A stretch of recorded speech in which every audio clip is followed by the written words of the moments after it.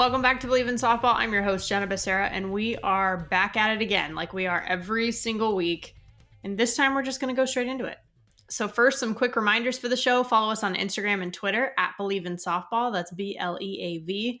Bleav in Softball is also on YouTube, so subscribe. The video is pretty cool. Again, you get to see the guests the way that I do when they talk, and it's just really fun that way. So let's go through today's batting order. First, we'll cover our bases, give you some news and callouts from around the softball world. Then we'll head into today's interview with Ashley Burkhardt. She played pro ball, she played D1 college softball, and now she works with athletes. So she's just a great resource and kind of my soul sister, as we ended up finding out through this conversation. So I'm excited for you to hear it. Then we'll end things as usual with the foul tip of the week, where we share tips to help us keep going and get better. All right, let's get started. Covering our bases. Our partners at BetOnline continue to be the number one source for all your betting needs and sports info. Find all the latest odds, news, and sports developments, including Major League Baseball, the latest fighting news, and even next season's early NFL futures. With training camp right around the corner, BetOnline has opened up odds for team wins, division futures, and of course, the Super Bowl. So head to the website or use your mobile device to sign up today to receive your 50% welcome bonus on your first deposit.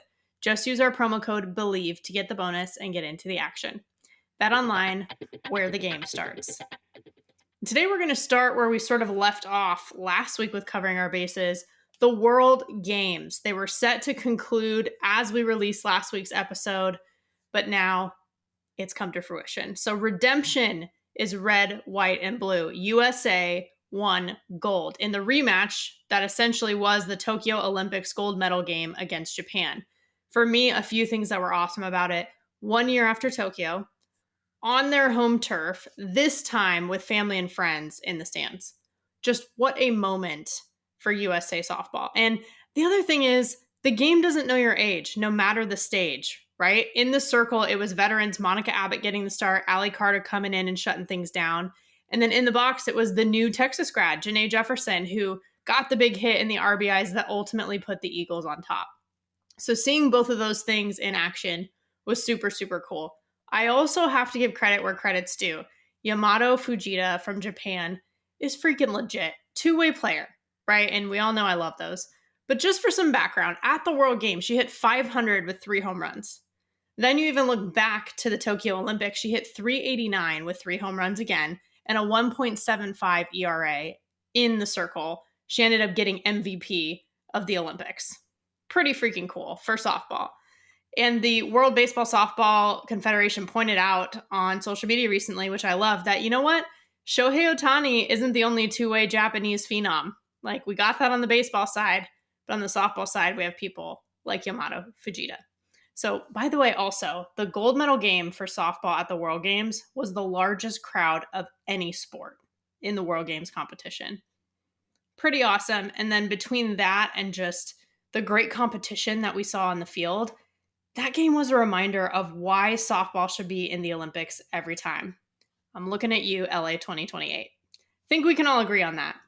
But in the meantime, another thing that we sort of teed up last week that has come to fruition now is the ESPYs. Last week we talked about how Jocelyn Alo was nominated. The home run queen herself won the ESPY for Best Female College Athlete.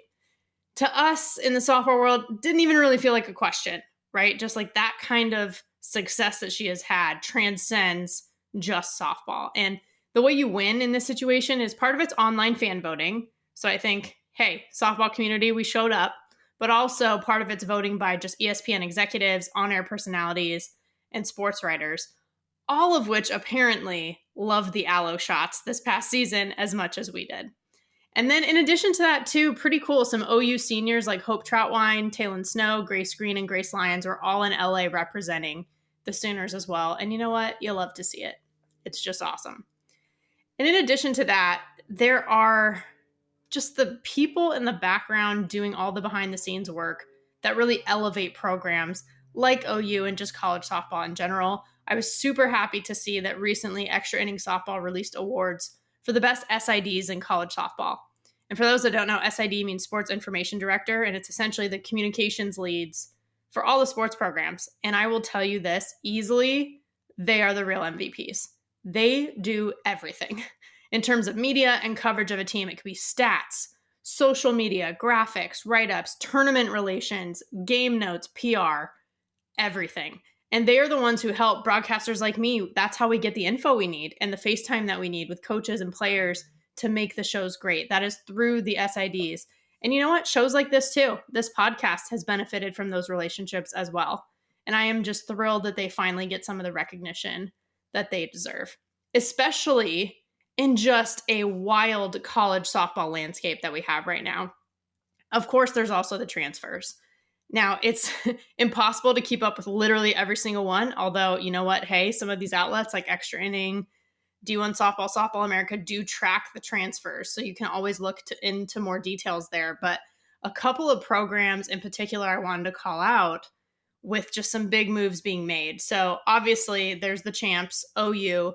They got a big one with Sydney Sanders, the freshman of the year from ASU. She is going to Norman, and that's among other transfers that they've gotten too. So it really is a case of the rich get richer in this situation. But, obviously OU, very attractive place for people right now.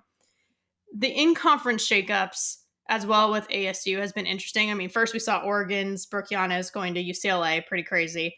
But also Lindsay Lopez from ASU, who was a lefty that they really relied on in the circle, is going to UW.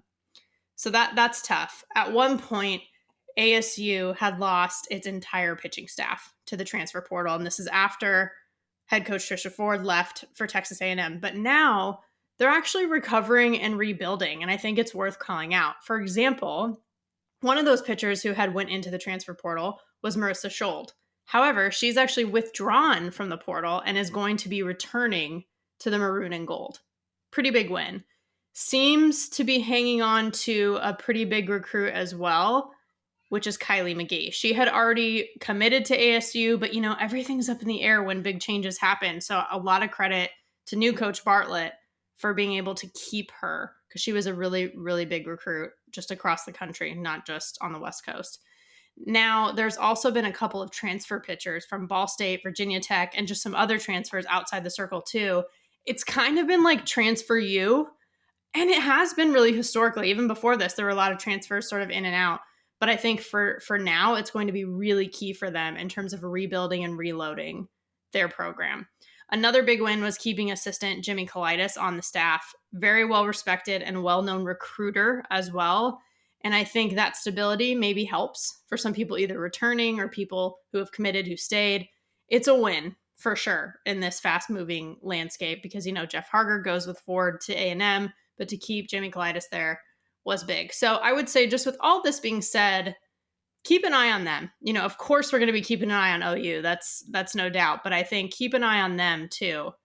And the Sun Devils may surprise us, or we might start getting more and more information.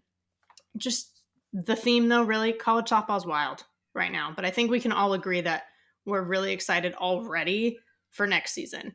And someone else who would agree with that is today's guest. So let's head into the interview. She is a woman of many hats: coach, business owner, podcast host, former NPF player, and 3-time All-Region Purdue softball alum, Ashley Burkhardt. Ashley, we did it. We're here.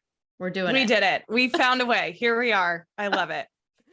I'm so glad. And I know we were talking about this a little bit before we hopped on, but it was one of those things where I was like, I've seen her content before online. I've liked what she's put out. I feel like we'd get along. So I'm excited for us to actually get to chat and meet each other.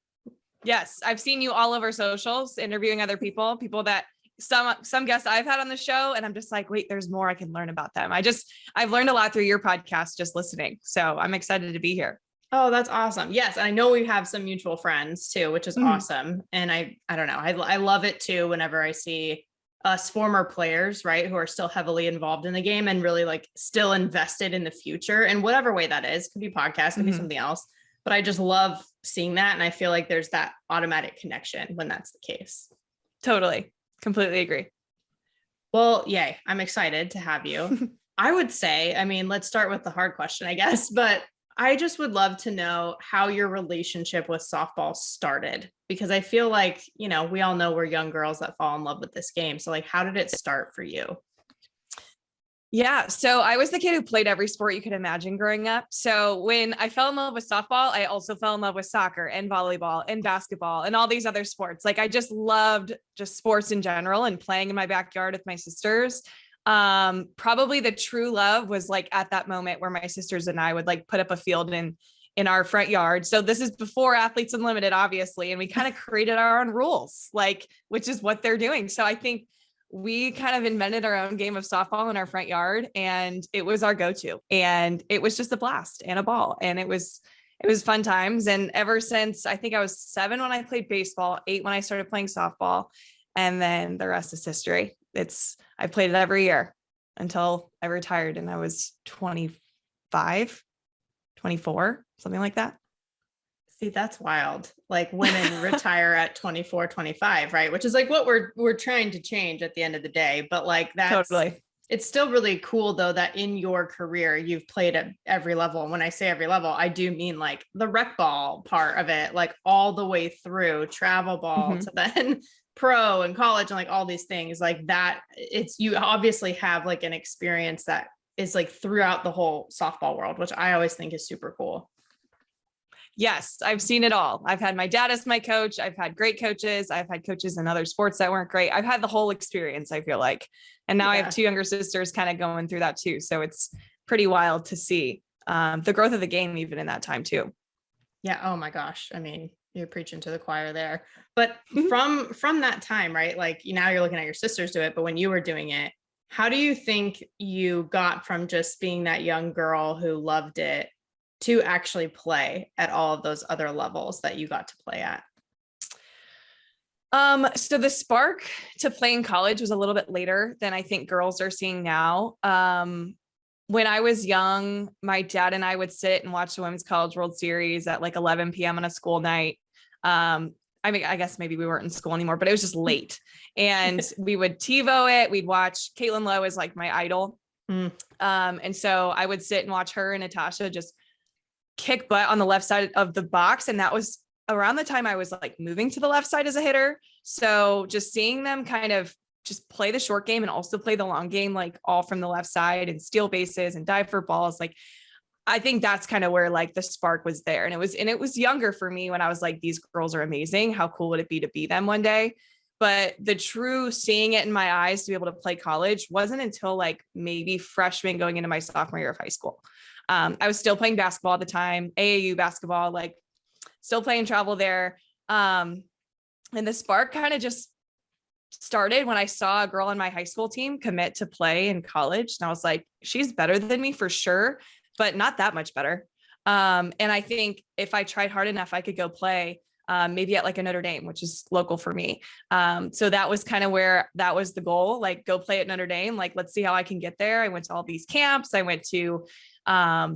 started playing for a better travel team at that point in time so I can get exposed, and just the rest is kind of history, because in pursuit of Notre Dame is kind of where I was able to see how good I could be. And then all these other schools started popping up, and then Purdue came in the picture and it was game over. So that's kind of a short version of the journey for me. Well, and I think that's important though to call out, because sometimes we have a certain goal in mind or a certain thing in mind that we're trying to pursue, but then whatever was meant for us actually happens, even if it's different than that. And I think it's so important, because it's like, it's such a weird balance, right? To try to stay focused on our goal that we want to accomplish, but then also being like open-minded enough to see that, hey, actually this other thing I think is a better fit and like what I really want to do. Absolutely. Without Notre Dame as the goal, I would have never been able to pursue any other school, in my opinion, that was a D1 caliber, then could lead me to pro. Like, that's just crazy to think about. Yeah. Well, I also think it's cool because you ended up coaching at Notre Dame for a little bit. I know, full circle. That was crazy. That happens too, though. It's like we talk about things. I feel like sometimes we're like, well, the game knows, you know what I mean? I think the game knows about stuff like that. But then other times we're like, the game doesn't know how old you are. The game doesn't know this, it's like the game is very like selective, Totally. I know it was so unreal when that call came, because it was kind of like, whoa, like, and I didn't even realize it at the time. I like get there and I'm like, oh yeah, I dreamt of playing here. This is wild. Yeah. And now I'm coaching. That's so unreal. Cool. It's so, so The cool. game knew. The game knew. It does. Gosh, it like knows us better than we know ourselves. That's for sure. 100%. I think that's why I'm still here. Yeah. Yeah. Right. But okay. So then when you make the decision to go to Purdue, why? It's like, what was it about that opportunity that felt right? Yeah. So the recruiting process for me was a little different than some. Even my middle sister went through it a lot differently. Being the firstborn, we didn't really know what to do or how to do it. So I was very open to any sort of schools that were interested in me. And to be honest, there weren't that many compared to what girls are getting now. And I was one of the top players in Indiana, but it's safe to say that I really wasn't like that good yet. I was the player who always started out okay, but then like built herself into something bigger and better by the time she's done. So I probably peaked a little later than most. And so my offers were local. And so it was one of those where I went to certain schools, a couple Big Ten schools, a couple not. And I know everybody says this, it's cliche, but as soon as I got to Purdue, I was around a leadership advisor that had me in for a meeting for 30 minutes. And I'm like, can I stay longer? This is amazing. I would love to learn more about leadership. I'd love to learn these John Wooden pillars, like all of the things that he teaches, because he went to Purdue. Most people think of him as a UCLA guy, but he went to Purdue first. And now the foundation of leadership that they're building there. And this mentor that I got to have as soon as I stepped on campus, I was in meetings with them and I'm like, this is it. Like, this is where I think I can thrive. And yes, of course, I loved the coach at the time and the girls at the time, but it was just being on campus, being around high level athletes and just amazing people. And the legacy of Purdue was just like, I went there and it was kind of game over. And I had seen other schools and been interested in other schools, but it just felt right. And I had to go with my gut. Yeah. Well, that's the part that we always say, right? Like, oh, we should go with our gut or go with your instinct or whatever. But sometimes it's like, if you haven't truly felt that feeling that you're talking about, you're like, okay, but I don't know if I'm doing it. Like, how do I do that? You know what I mean? But it is one of those, like, when you know type of things, and it's hard to explain. Yeah. And I will say, like, my dad was really good in this process and telling me like, hey, put a pros and cons for every school. And it's not like you go with the ones with the most pros, but like, I think seeing what every school provided and what I wanted, it just aligned the most there. And it just made the most sense. And I was 2 hours from home. So far enough away, but also close enough to home too.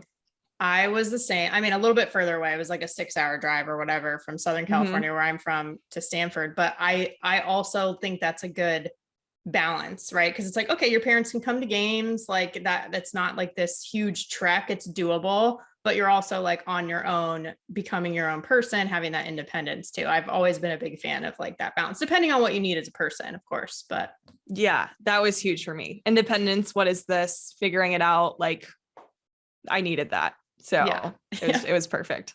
Yeah, exactly. I think it's really important. But okay, you hit on something too that I can relate to, which is like the peaking later piece. That was my story in college, was definitely peaking later. Now, I mean, this is a little bit loaded, but we see so much movement with the transfer portal and things like that. And, everyone has to make a decision for themselves, of course. But how did it help you, I guess, to just kind of stay and see it through, if that makes sense, versus making a move? Or why was that the right choice for you? Yeah, I think all the things that I mentioned that made me so attracted to Purdue had nothing to do with softball. I mean, I don't want to say all of them, but the ones that I emphasized were apart from that. And I actually had my head coach leave. She left after my second year. So a lot of people, their coaches leave, they leave. And I will be completely honest with you, I never had that in my thought or in my brain. I think transfer portal was a little different. Like, you maybe had to sit a year if you transferred within conference.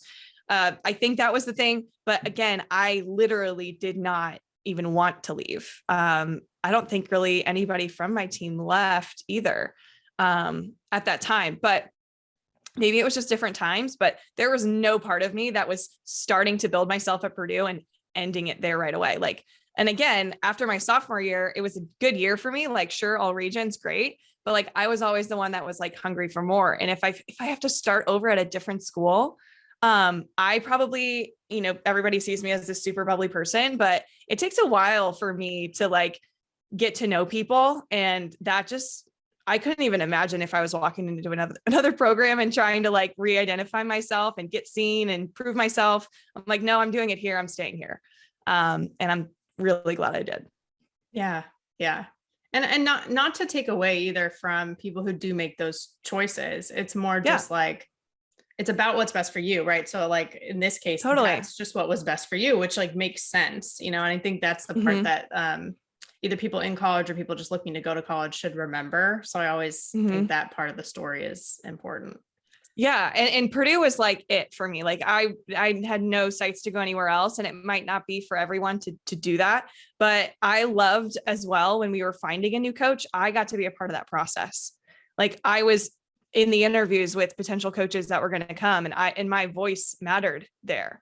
And I think if my voice mattered somewhere, why would I leave it? Like, so I think that's a huge reason why I stayed as well. Yeah, it makes total sense. And then when you decide to move on and continue your career in the pro ranks, I don't know what, it sounds like you were hungry for more, like you said, but what was the guy, like the driving factor where you're like, I want to play pro softball? Funny story. That wasn't a driving factor for me. Okay. It was not something that I dreamed of as a kid. I honestly didn't really know much about it. I didn't even think that was in the cards for me. I mean, my team had never been to a regional. And that's like one thing that like I struggled with in pro, that's a little bit deeper. But I didn't know that would be in the cards for me whatsoever. But I think just the fact that like you and you were saying we're the same, like we peaked our senior year basically because we just kept striving for more. And it was a lights out season for me. I was hitting 400 going into the Big Ten. I was feeling my best at that time. And for some reason, somebody asked my coach, like, hey, do you think she would want to play? And the day before the draft, I was told that I asked if I wanted to like be potentially chosen. So it wasn't in the cards for me. It was like, here's an opportunity. And I'm like, I totally have an internship set up for the summer, but like, if I get chosen, screw that internship. Like I'm going to play, I'll figure it out. And then I ended up getting drafted the next day after a ruthless game against Ball State where we won by a run. It was insane. Completely forgot there was a draft happening. And then after the game, I'm going a little bit into this story, but it's just one of my favorites to tell. I love it. I saw my dad in the stands, and after a win or any game, we always sing the fight song to our fans. And of course, I make eye contact with my dad. And then he's like screaming with his hands like this. He's like, you were drafted 15th. And he was just like yelling it at me. And then all of a sudden I forgot the fight song, and I'm just looking around like I wish there was video of this. But I was in total shock, completely started crying. Just didn't realize that was something that I was capable of. And I know some people dream of this and they fall short of it sometimes, but like, I think not having it as a dream allowed me to like, just be as good as I could now. And then I was seen to be drafted. So that's what I keep preaching to my players. Like the goal is great, but like, if you just strive to be better every single day, you'll be surprised with what you end up with. Yes. Like it will fall into place. It's so hard for us to believe that when we're like pre that moment though, right? Like leading up to that, you're like, oh my gosh, but everyone keeps saying it'll work out, but like, will it work out? You know what I mean? But I love that story. And I love the fact that you forgot about the draft. I actually think that is a great example of what you're talking about. Because you're like, I was just focused on doing this in front of me, right? And like my team, and focused on, like, you had the right priorities basically. And then you have that moment afterwards and you're like, oh my gosh, like, but I think to your point, it's like, if you were the type of player that you were thinking about the draft the whole game, like maybe you don't get drafted, if that makes sense. You know what I mean? Yeah. Yeah. And maybe I would have sucked that game. And that was like one of the most fun games I've ever played in, like simply forgetting about it. But yeah, you're so true. Like, it's so right. Like, I don't think worrying about the future ever helps us in the present. So yeah, good point. Gosh, that's a lot easier said than done for sure. But totally. But it's true. I agree. To your point. Okay. Well then, so fast forward to now and everything that you're doing. Actually, like, feel free, give us an overview, like a quick summary of like what your business is with Ashley Burkhardt Training? No such thing as quick with this thing, because I have, like you said, so many hats. It's crazy. I probably shouldn't have decided to do all of these things at once. I'm kind of insane. But after my professional career, I started just getting into lessons because, I mean, what else does a softball player do after playing? Like, I had a huge passion for working with youth athletes. I learned that when I was working camps at Purdue. I loved camps. Even in pro, we did a few camps, and I'm like, these bring me so much joy. I love being in the shoes of, first of all, girls who want to play at a high level. And I love having girls look up to this, and I really kind of wanted to just give back at first. So I just started giving lessons to kids locally, and probably was doing too much of those, to be honest. I was doing like 4 nights a week for like 5 hours. Don't recommend. Being young, you can kind of do that. But after that first year of really diving deep into lessons, I kind of just thought, one thing that I did growing up was I didn't really have a great hitting coach close by to me in high school. And my dad and I would drive 2 hours to and from my lessons every week. And then all of a sudden I got a car and I was driving myself, and I was going with a friend, and it was a lot of time and money and investment in this. And I was thinking, just all of a sudden one day, like, what if there's kids that like don't have access to a great hitting coach where they live, or they don't, or they just want to have a mentor that like helps guide them through this game. And so I started online training in 2019. And so it was basically, online training was, hey, send me your swing. I'll give you some drills to do, and we'll chat like every other week. Like, that's all it was. But it was something. And then I started having some athletes, I was traveling with the package deal straight out of playing pro as well. So I was getting to know like different areas of different athletes, making connections. And a lot of those kids, they signed up for virtual training. And I'm like, I love this. This is fun. And now being 2022, every year, kind of just like my playing career, now that I'm thinking about this, it's like, it's gotten bigger and better. More athletes are in, which is great, but also the experience it's way more than that now. It's like a bunch of mental game training, videos that you can watch, bunch of hitting drills, of course. I mean, who doesn't love a good hitting drill to help you mash? Like, obviously.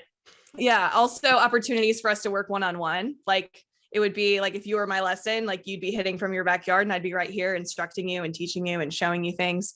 So there's one-on-one aspect. So that's kind of like where virtual kind of took it. My lessons, I still have girls that I work with locally, just a lot less of them. And a lot of them they really do want to play at a high level. And I think I love the kids that I work with. Some of them I've been working with since the very beginning, which I think it's cool to see their journey and how much closer they are to that goal that they have for themselves. But that's the softball aspect, the physical stuff, the hitting part and mental skills. And then in crazy 2020, did some crazy things for some of us. I was super into listening to podcasts, like entrepreneurial podcasts and baseball podcasts. I just love learning, and I love doing it from podcasts. And then I thought to myself, I want to create a softball podcast for like athletes and parents and coaches to know what to do outside of games. Mm-hmm. Because I think about like what led to me being good at softball. It wasn't what was on the field. On the field was fun. It was just you grab your bat and you just hit it. Like, it was just simple. At least when I was doing well, everybody has moments where they're like, it's super complicated. But I think what got me to where I got was the training that I would do with my dad outside of the white lines, and the coaches that I had, the conversations we were having in the car, and all of these different XYZs that I thought I had a lot to share. And I was like, I want to start a podcast called When the Cleats Come Off. Not everybody thinks it's like, oh, when you're out of retirement. No. This is when the cleats come off after a game. What are you doing to get better? Right. And I try to guide conversations for parents to have with their athletes, coaches, like how can they communicate better and build relationships with their athletes? And then of course, a bunch of athletes join because I have interviews with like Sue Inquist, Monica Abbott, Kat Osterman, like they're role models to learn from. And I think I just love sharing stories from other athletes or coaches who have done it. Because I think there's a lot you can learn from a story. Just like like literally the pinch me moment was interviewing Caitlin Lowe and learning that her story and my story were so similar. Like our dads were like identical when it came to how they coached us. And I was like, this is so cool. But I think it just grows the game. It grows the love of the game. And I just want to keep it fun, So I try to do that with all of the different elements of Ashley Burkhardt training. I didn't even mention the fact that I travel and do clinics too, but like too many hats, girlfriend. Like, what am I doing? But all amazing hats, right? Like that. I mean, it's a lot for sure, but I think it's awesome because that also means that it's the impact is a lot as well. But see, I'm add it to the list of reasons I knew we would get along, because same type of experience with the whole podcast situation. Like I had a pinch me moment when I first interviewed Natasha Watley, and I was just like, whoa, like we're like kind of friends now. Like what's happening? You know what I mean? Like this is not, I would have never imagined this. And so like when you mentioned that with Caitlin Lowe, I'm like, yep, I 100% understand what you're saying. And like the story part, like you said, it's like, and you almost like feel like there's so many relatable parts. So it's like, I feel like sometimes like when I'm talking to you guys, like the guests, I'm like learning so much. I like forget that it's even a podcast, I'm like, oh, that's the best part. Right. It's the best part. Exactly. And so I love that you've like added that element to everything that you're doing with the actual training piece. Yeah. And around the getting to know people that you never thought you'd ever talk to, like it's almost, and I've experienced this as a podcaster. I'm going to ask you this question. Okay. When you have a huge interview, like the Natasha Watley interview, like was my Caitlin Lowe, did you feel like it was game day again, where you had the butterflies? And you were like, oh my gosh, like this is really important and I better show up? 100%. 100%. Yes. It's literally game day all over again for us. Like that's what it is. And I love it. We've created our game within the game. Well, and that's the thing that we're all searching for, even when we're done playing, right? Like how can we kind of replicate that part of it, which we loved so much when we played. And it's so hard to find like what that is for you afterwards. But then when you do, you're like, yes, this is a game all over again. Like, this is what I'm not playing anymore, but like, I can kind of find a way to still sort of feel like I am, Yep. And just like the more interviews you get in, the easier it is. Like that's softball. The more reps you put in, the better you get. Like, I was just going to say reps. Exactly. I love that we get to enjoy this together. That's awesome. Me too. This is amazing. I love this so much.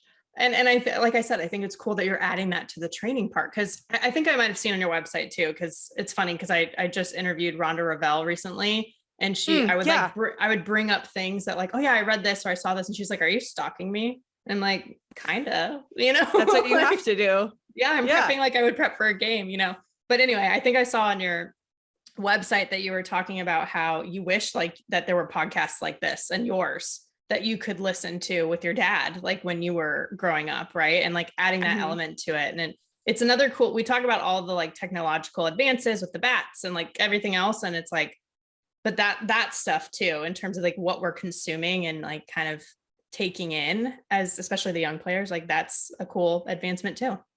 Yeah. My dad and I used to watch YouTube videos all the time. Ironically, it was Sue Inquist teaching a drill and Natasha Watley was the one hitting, like crazy stuff. But like, that's how my dad and I would learn. Like we would sit there for hours and just watch YouTube videos. My mom probably thought we were nuts. But same thing, like one of my proudest compliments was just a dad saying, yeah, my daughter and I, we listen to you on our way to every tournament. And there are some episodes that she'll play like again, because it just hits her, like it helps motivate her. And I'm like, I mean, it's like the side effects of living into something I think I truly believe in and have a purpose for. Like, I love it so much. Yes. I love that. I really, really do. Because I think I can relate to the dad part too. Like the softball dad. I saw that you did like those episodes as well with like your dad, where it's like, this is what it's like to be a softball dad. Like I did the same thing. And it really is a special relationship. And I've noticed that you do focus on like that parent aspect. Like you said, it's not just for the athletes, of course it's for them, but it's also like the parents and even coaches to kind of get involved, which I think is also important. And I could guess, but I would love to just hear from you, like why that parent audience was that a focus?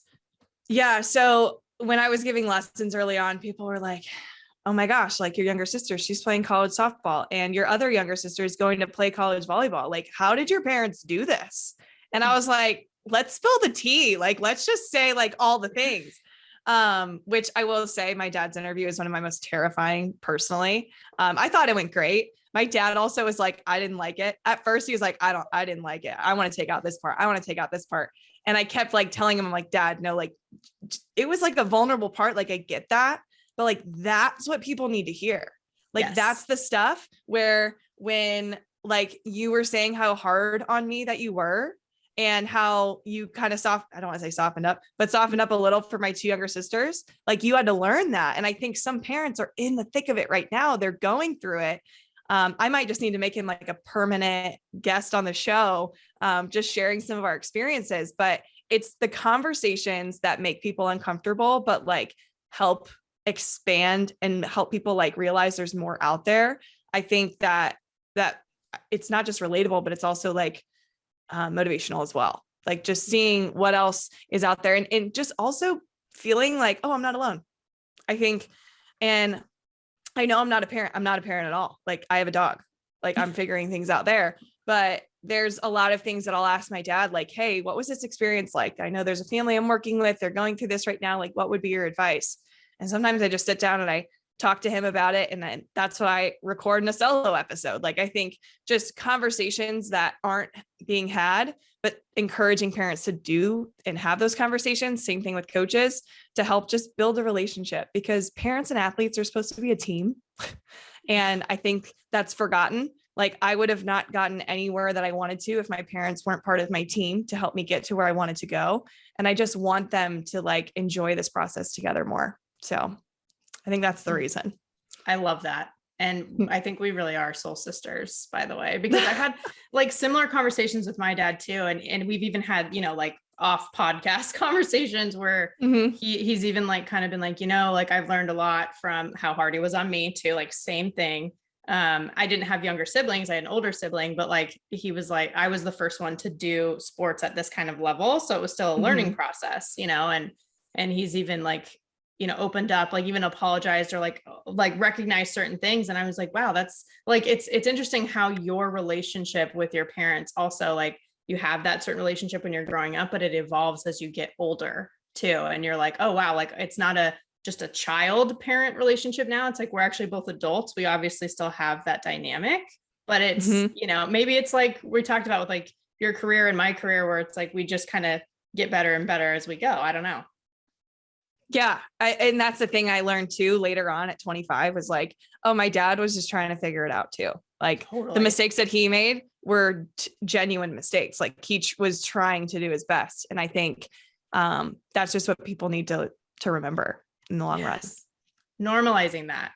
That's the other thing too. When we become adults, we realize like, oh my gosh, because you think that your parents are perfect, right? And you're like, whoa, they were humans. And now it's like by my age, my parents already had me. I was like, like a few years old at this point, and I'm like, wow, like trying to imagine that, right? And I'm like, wow, you start to be like, wow, I really respect everything that you guys did, because it's hard to imagine. But yeah, it's super interesting. I'm really glad you have that angle with the content.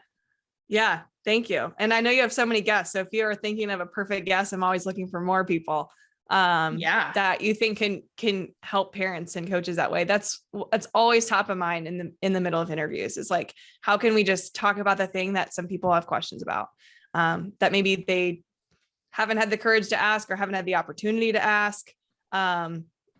Sometimes I probably make my guests uncomfortable too. Hopefully I don't scare anybody coming on the show, but I'm like, I ask questions that they probably haven't been asked before. But that's what I try to do.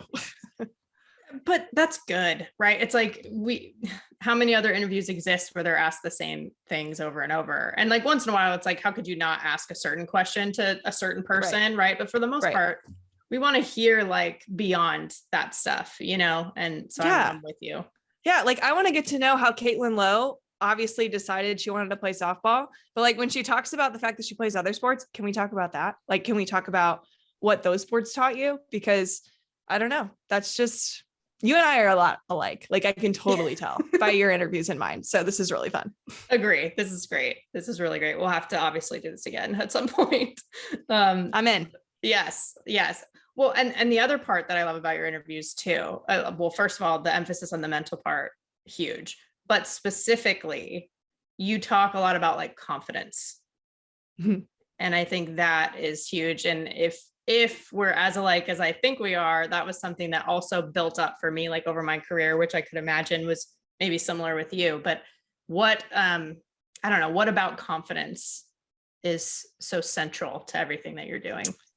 I will say, I truly Bleav like a kid that learns how to walk, like they have the most confidence over anybody. Like they don't stop, right? They're not given like the red flag. Oh, you should stop getting up because you're going to fall. No, like I think we're born with it. I actually did like a paper on this when I was younger. Like we're born with confidence and somehow we lose it. And I was pretty lucky. Like when I was 7, I was playing with all these boys in my neighborhood. Not a single girl played except for me. And they totally picked on me and tried to make me lose all the time. And I think that made me so tough and like try to prove like, hey, no, like I can keep up. Let's go. Like I'll fall over. I'm going to get up. So I think I had a lot of confidence then. And I tried to keep that. And I was around people, like my parents were super supportive. Like when I had a tough game, like, yeah, we were going to talk about the good, but like, we were going to talk about how to get better. And I think just putting in the reps, doing the preparation, that's what builds confidence. And my confidence was truly tested when I was playing pro softball. When I told you, I was like, do I even like deserve to be here? Like all these other like teammates of mine played in the Women's College World Series, won a Women's College World Series. Like, what is my identity here? And I lost it for a bit. And I think me getting back to that confidence aspect, like here's the long story turned short. We were playing Team USA. And as a non-starter, we were playing USA, and it wasn't like a game that counted. So I got to start. And I was like, okay, Kaylani Ricketts is on the mound. Like the entire Team USA lineup is out there. And then I literally went internal and I'm like, wait, Ashley, your best college games were against the UCLAs and the Arizonas and all of these teams that you would think, and you created the narrative like, oh yeah, they think they're going to walk all over you. And you show up different when you do that. So I literally played that entire game again in my head. And I said, okay, Team USA, they think they're going to pound me right now. Okay, watch out. Because then I went back to that confident self that I had when I was in college, playing against the best schools and doing well against them. And that's when I flipped the narrative and my confidence was back. And then the rest of the season was way better than the first year and a half playing pro. But I think that's why I centralized confidence. It's because it's not going to come from anybody else except yourself. And I had to learn that the hard way. And some kids are learning that at a younger age. But I don't care how old you are, you're going to struggle with confidence at some point in your life. And I want to just leave it and leave it all out there when it comes to like how you can get better at it. Yes. Yes to all of it. Literally. And the part that you mentioned was the narratives that we create. Oh my gosh. The amount of like, I should have been like a novelist or like some sort of writer with the amount of narratives that I created in my head, right? Like during college. And it's so hard to realize that in the moment, but then afterwards we're like, wow, okay, we see how we got through it and we know what we're doing now. But it's so important because you're always trying to walk that line too of like being humble, but still being confident. And you're trying to figure out what that even looks like. Mm-hmm. Totally.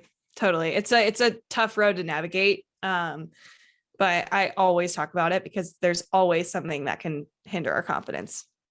The fact that you talk about it is, I think, something that is much needed. And sometimes we're like afraid to talk about confidence because by talking about confidence, we automatically kind of imply that we're not confident, you know, and then sometimes it like makes it harder for us to get confident. Like it's this weird cycle. So I think it's important that you talk about that stuff because we need it. We all need it. Yeah. I think especially for the athlete and even myself, when I'm scrolling social media, like comparison is everywhere and it's more here than it was when we were playing. Like, frankly, there wasn't social media like this to compare yourself to other people on. I think navigating this road is something that I'm needing to learn more about as well, because I didn't really struggle a whole lot with confidence. Like I said, before I played pro, strictly because I was around the right system of people that supported me. And I was also encouraged, like when I had people that were saying awful things about me behind my back and stuff, to just get rid of those people. Like, and it was one of those things where that's how I did it, but I'm also trying to figure out ways to help athletes like figure out how can they build their own confidence. And I like to use a lot of strategies that my sports psychologist, who I'm great friends with, who I've had on my podcast, Dr. Carr, on, strictly talking about journaling and visualization and just, frankly, putting in repetitions on your mental game. That's just kind of how it is. Like we put in the reps on our physical game all the time. But if we can figure out a way to train and work on both of the aspects of mental game and physical game, that's where you're going to end up being on top and being the most confident version of you on the field. So trying to navigate those waters is a mission of mine, and I'm still learning how to be better at it. Oh yeah. I don't know if it ever stops, like I even catch myself now when I'm like calling games, or if I'm doing a podcast with someone like who has all the accolades or whatever it is, where I'm like, wait, but why would they want to talk to me? And then you have to kind of flip that narrative, like you were saying before. It's like, but why wouldn't they want to talk to me? Like they love the game. I love the game. Why not? You know what I mean? And so yeah, I just feel like it's funny how much we learn from our conversations that we're having with people to help other people learn. But then all of a sudden we're the ones learning. Yeah. I think being curious is a huge aspect of it. Like being curious and asking questions doesn't mean that you don't know everything. Actually it does, because nobody knows everything, but it truly does mean like you're willing to keep growing and learning. And I think confidence was a big issue as far as I saw during COVID, strictly because we didn't have the sport and the people and the game that was challenging us to help build our confidence. Like around, it wasn't there. Like our whole lives were turned upside down. And even I struggled with confidence because I was like, dude, I'm not competing anymore. Like I mean, I have my own version of competing now, but like these athletes, they don't have a place to have a challenge. And so that's where I think my virtual training kind of kicked off a lot during COVID, especially because I created these hitting academies where we just would hit together. Girls from all over the country would hit together. We'd end with a challenge. We'd have one winner. And it was like, come back next week. Like, let's find another challenge. And I think that was a huge motivating factor that helped athletes develop more confidence again, when it was kind of stripped from them by being stuck at home and only being exposed to our phones and video games. Right. So what is the like go-to messaging that you use with your athletes around confidence? I mean, I grew up always caring about what other people thought of me. And so of course we have to like not care what other people think of us and really care about ourselves. But truly, I think just telling athletes that the confidence that they want is already in them. They just have to be willing to accept the fact that you're going to have to be yourself in order to find it. And I think a lot of girls are trying to be something that they're not. And that's why that there's no confidence in them, because they're trying to be someone else. They're trying to be this big power hitter when they're actually gifted with a lot of speed and can be epic on the bases. And all they need is just to get on base. Like they need to know what their strengths are. And I think my messaging is just, hey, what's your biggest strength? And if you can't find it, I'm here to try to help you find it so that we can lean into our strengths, because our best selves on the field is our most confident selves on the field. And our most confident selves on the field comes from knowing what you want and doing whatever it takes to get there and leaning into your strengths. So I think that's some of my go-tos. And I know it's hard to figure it out. And a lot of kids I meet, they don't know what they're good at. They know all the things that they're bad at, which is why they're lacking confidence. But helping them find things that they're great at and leaning into that is super important to me. I think you're right. That's going to get you further every time than if you don't do it. I mean, and I know you said like, even when you went pro and you were like, wow, like look at all these people around me. But then if you think about it, it's like you made it there too, and then I think about people like I'll see Morgan Zirkle, who plays for Athletes Unlimited, right? And she went to Marshall, and like I've seen her tweets recently where she's like, I never played in the Colorado tournaments growing up and I'm a pro softball player, or like, hey, like I did a different path. But those types of people and players don't get to where they got without being themselves. Because if they try to be somebody else, like there's no way, right? And I think that goes for anyone. It doesn't matter if you're at UCLA and then you think it's like a pipeline to pro softball. It doesn't matter, you know? Nope. And I did realize that after I had played pro, realizing that, yes, I absolutely did deserve to be there. You know, like my strengths were my own strengths, and they were different than a lot of other people's strengths. And as long as I leaned into those, which I did towards the end of my career, that's when I found my passion again. That's when I started thriving on the field.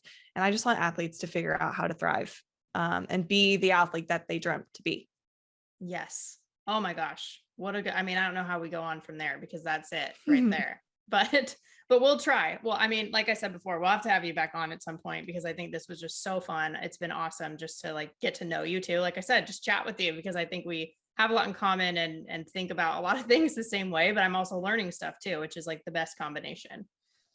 I love that. Those are my favorite interviews. Yeah, right. Where I'm learning and I'm like, I don't want it to end. Yeah, exactly. But before we do end, I'll play a game with you that I play with everybody, which is called Safe or Out. And basically I'll bring something up. And if you like it or you agree with it, you call it safe. If not, then you call it out. All right. Got to go with my gut here. Yeah. So we talked about ways where we can like still kind of feel like we're playing. Here we go. This is an example. This is it. Okay. So first one is super conferences, safe or out? Safe, because we have no choice. True. Safe. We don't have a choice. I mean, I would love to know, obviously, that's the point, what you think. But for me, I'm like, yeah, it's change, you know, and like, that's hard. Change is hard. Like, I love the regional stuff that we've had, but at the same time, we've had change before. And the only thing certain is that there will be more change. So. Yeah, I think from a Big Ten perspective, because here I am, a former Big Ten player, I think altogether, holistically, at first, it's going to be a little wild.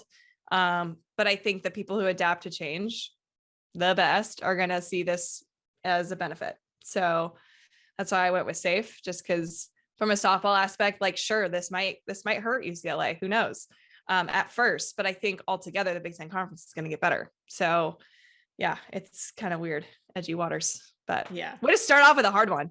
Nice. I know. Hey, but you were decisive. I liked it. Yeah, I'm just going to go with my gut. Yeah, exactly. We talked about it. It's in practice now. Okay. Second one is NIL. Safe or out? Out. Okay. Decisive about that one too. What about it makes it out? I don't like how it's really messing with people's, we talked about comparison. Right. Like I think a lot of athletes that aren't getting these deals are like, oh my gosh, like what can I do? And honestly, personally, that's not the first reason why I said out. I said out strictly because it takes away from the college experience. I think we're starting to like get into a professional experience when college should be college to prepare us for pro or for after college. I totally get it. Some people have situations where like they need to make money somehow. And I think there could have been rules bent within the system, but there were already so many rules and there's too many rules. Like, let's be real. So I wish that it could have been done a little bit differently because I think it's going to kind of ruin the game a little bit personally in the long run. It's one of those things where like it has to be done right, but that's really hard to do. So yeah. And my husband, he was a college golfer and we were both representatives for the Big Ten, and he actually got to represent the Big Ten in the NCAA level. And he was in on a lot of those deep conversations. And I mean, I'm not saying I'm against it because he was against it, but some of the things that he shared with me, it's like players who, like Jocelyn Alo can lean into that and they can make a ton of money, but like it kind of, the richer get richer, the poorer get poorer in our kind of opinion. So it's kind of tough to watch. I love seeing athletes be able to thrive with this, but I feel like there's probably another way to do it. And this one's kind of going to get the extremes. So I'm a little nervous about it. Yeah. That's fair. Especially if you have that like intel, you know.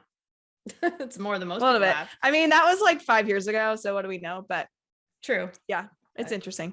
It is. Okay. One safe, one out so far. Last one is bat flips. Safe or out? Dang it. I've never done a bat flip in my life. So I should say out. I'm going to say out. Okay. I have never done one either, but it's just it's more a part of the game. Like I don't even remember it happening like when I played ever either, really, like playing against anybody or anything like that. I don't remember that happening, but it's happening now, clearly. Mm-hmm. Yeah. I mean, it's one of those where I've hit home runs that like I could have easily pimped, like easily just like through the bat. But like, I don't know. It's not the game I was taught to play. And so, and I know everything's changing, but I don't know. I don't think there's anything wrong with people who do it though. Like Sam Shaw, do your thing. Like if that's how you play the game, that's how you play the game. It just wasn't how I played the game. That's all. Right. I can get on board with that. Mm-hmm. Okay. All right. Well, we survived safer out. We did it. We did it. I was a little nervous about that. Only 3? Okay. There's not like 10. You're good. Just an inning, just one inning. And that's it. But thank you again. Seriously, this was super fun. I had a feeling, I was pretty sure it would be, right? But it's really nice that we actually got to do it. And I'm excited like for us to keep in touch more, just like as things go along and to see everything that you're doing. Yes. Keep doing what you're doing. Cause I love learning from the interviews that you have. Cause it's definitely growing the game. So big fan of you. Thank you. I appreciate it. I mean, right back at you, sister. Are you sure you're not from the Midwest? Because we just go back and forth with compliments. That's totally a thing. Maybe secretly, maybe my heart's more Midwest than SoCal. That's so funny. No, this has been a blast. Thanks for having me on. For me, it's really great to chat with just a like-minded person like Ashley and to support each other in a way, in this forum. I think it's pretty cool. I love hearing from people who think differently from me, but sometimes it's also really cool and almost validating and comforting to know that, hey, some people look at this game or the world or whatever it is kind of like me. And she also had some great stories and insights that I hope you gained too. So with that, let's transition to the foul tip of the week. This week's foul tip is about managing up. This is a term and kind of a concept that I learned once I started my career after college, like in the real world, in the working world. And here's what it means. So in a job, your boss is your manager, right? They're the authority that you report to and that you're accountable to. But this is also a mutual relationship. Like anything between two people is mutual. It's not just a dictatorship. So because of that, you actually end up managing them too, in a way, which actually has a lot to do with communication. We've, of course, all heard that communication is key in life. But the thing is whether it's your boss, your coach, your parent, any quote unquote superior in your life, a huge part of their job is actually to help set you up for success. But they can't do that effectively if they don't know what's going on with you or if you don't give them any feedback. That's where the communication comes in. And frankly, I've been reminding myself of this in my job right now and recently because this really never stops in life. It's not just something when you're young. Like this continues on throughout your entire life. And the way to help others help you is to communicate with them because no one is a mind reader. And from what I've seen, the most successful players and just people are really good at this. So that's it. Manage up. That's the foul tip of the week. You've been listening to Bleav in Softball, part of the Bleav Network and presented by BetOnline. The show is available anywhere you get your podcasts, wherever you listen, including Bleav.com, and you can watch the videos on YouTube too. Subscribe, rate, and if you liked it, write a review for the show. Love your support. Always want to know what you think. Follow us on Twitter and Instagram at Bleav in Softball. That's again, BLEAV. You can always reach out to me on Twitter at Jenna Becerra01 and Instagram at Jenna Becerra as well. Thank you for tuning in and catch you soon.